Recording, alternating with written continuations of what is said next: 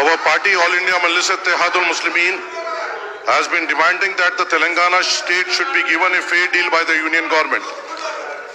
This has been our party's persistent stand ever since the purification of United Andhra Pradesh and formation of Telangana state in June 2014. I may recall that my party floor leader Janab Akbaruddin Owaisi Sahab has been raising his voice in this particular assembly against the injustice meted out to the Telangana state by the BJP, now NDA government, ever since the new state came into being. Participating in the discussion on the Governor Address State Budget Appropriation Bill and short discussion on various subjects, Janab Akbaruddin Owaisi Sahab has been demanding the union government to do justice to the state and implement all the assurances contained in the AP Reorganization Act.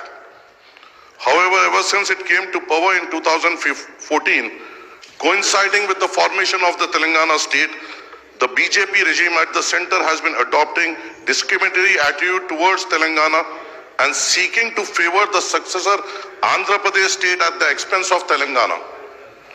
Our party has been highlighting how the union government has been denying its rightful share to Telangana in devolution of central taxes as well as in the central grants and aid for the central schemes and centrally sponsored schemes. Also, the union government has been consistently refusing to fulfill the assurances given in the AP Reorganization Act. We, All India Majlis Ittehadul Muslimin, have consistently said that the successive union budgets since 2014 till date have been unfair to Telangana state. Telangana state's share of central devolution has been fixed at 2.10% as against AP's share of 4.05% on the recommendation of 15th Finance Commission.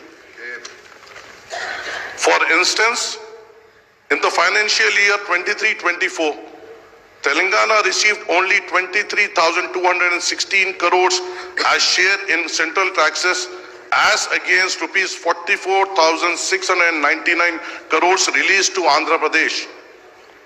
Also, Andhra Pradesh was given additional grants for its new capital Amravati and Polavaram project and for its budgetary deficit. In the union budget for 24-25 presented by the Finance Minister, Telangana is allocated 26,216 crores as against 50,475 crores for AP.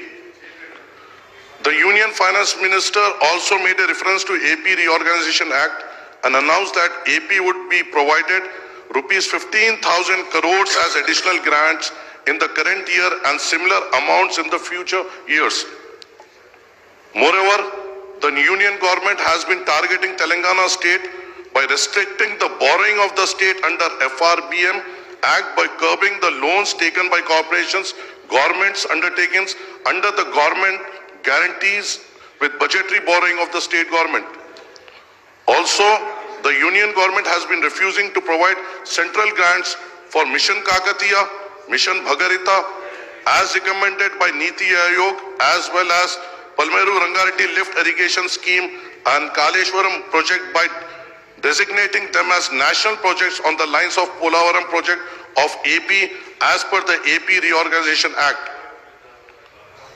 The union government has not fulfilled many of the provision made in the AP Reorganization Act, including distribution of revenues and appropriation of assets and liabilities of the state government and the state public undertakings. The AP Reorganization Act made several provisions for setting up educational and infrastructure facilities in Telangana also.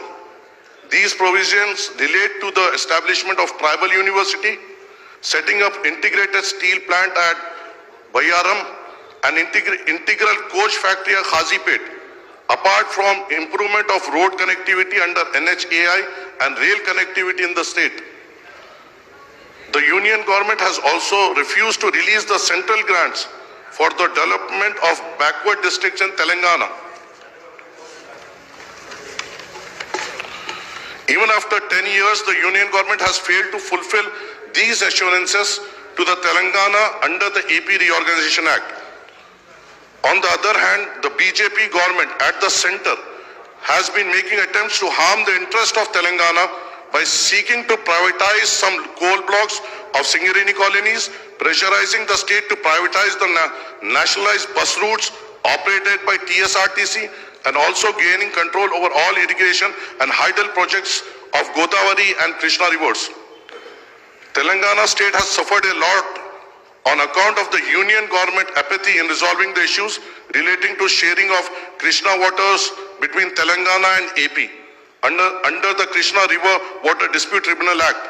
This has adversely affected the Palameru, Rangareddy and Dindi irrigation projects in the state. After the change of government in the state in December 2023, Revant Reddy Saab has met Prime Minister Narendra Modi, Union Home Minister Amit Shah and other union ministers to seek clearance for various state projects and schemes, as well as for their additional assistance to state, but in no win.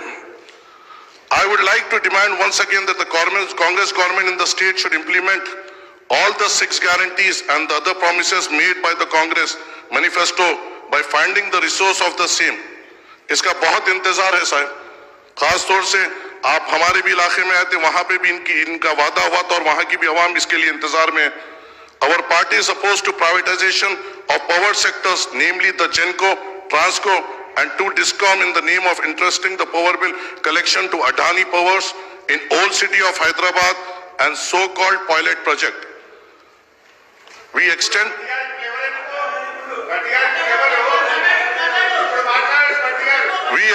full support to the Telangana government in its fight to secure the state rightful share of central resources and to ensure all the promises and assurances to the Telangana under AP Reorganization Act. Thank you, sir.